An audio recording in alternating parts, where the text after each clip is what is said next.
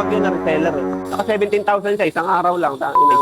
Ayoko nga magpa-franchise, sabi ko, pwede naman ako mangutang sa bangko, pa-extend ko ng ganito eh. Wala nang problema yun eh. Eh sabi ko, lakas pa rin ng demand eh. Kasi ako, maganda kasi may sistema eh. Kasi para pare-pares tayong kumikita eh. Kasi sabi ko, pag may nagtayo ba, Bicol, hindi na ako pa pwede magtayo pa ng pangalawa dyan. Eh, ba't pa ako magtatayo dyan? Malakas na ako dyan eh. Para saan pa magtatayo pa ako? Kasi ako, maganda kasi may sistema eh. Kasi para pare-pares tayong kumikita eh. Pag labo-labo, wala. Hindi rin magiging long-term partnership na. Long-term talaga ang plano ko ngayon pala.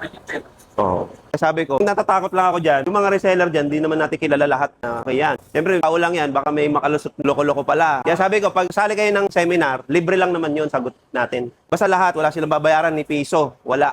Tapos may sample pa silang libre. Kailangan magdala kayo ng NBI clearance, police clearance. Kaya criminal pa lang tinuturuan ko. Post proof lang selfie, hawak yung ID. Yun lang. Hindi ka nang mag-reseller. Pag wala akong ganun, sir, imagine mo, sisira pangalan natin, sir.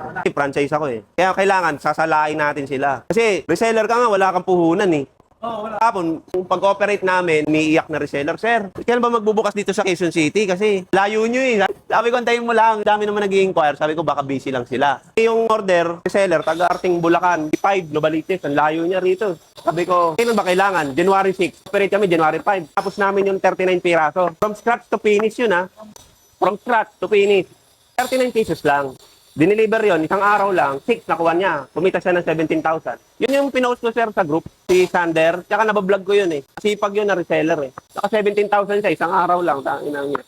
Pero ang total project, 50,000 yun. Imagine mo, kayo yung nag-franchise nun, kayo yung humawak nun, sa inyo yun. Sasabihin ko, wag na kayo order sa amin. Gusto mo pala malapit, di dyan ka sa franchise ng order. Kasi sa amin, ayaw na namin yung from finish, tagal. Gusto namin, engrave, assemble, sa finish, kayo na, mga franchise na. Ayoko nga magpa-franchise, sabi ko, pwede naman ako mangutang sa bangko, pa-extend ko ng ganito eh. Wala nang problema yun eh. Eh sabi ko, lakas pa rin ng demand eh. Kukunti ang supply.